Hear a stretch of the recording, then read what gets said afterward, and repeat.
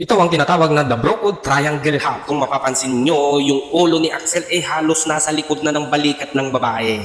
Kung makikita nyo po dyan at yung mga shoulder nila ay halos magkadikit na. Ito ipapakita ko po sa inyo kung ano naman po ang beso-beso.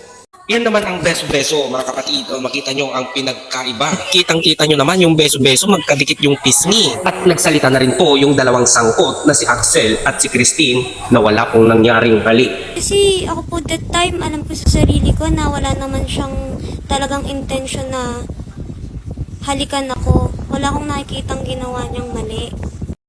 So, sino ang paniniwalaan namin? Yung akala nyo na nakita nyo? O si Christine at Axel? Alam nyo ba yung kanta na maraming napapahamak sa maling akala? Oh yeah!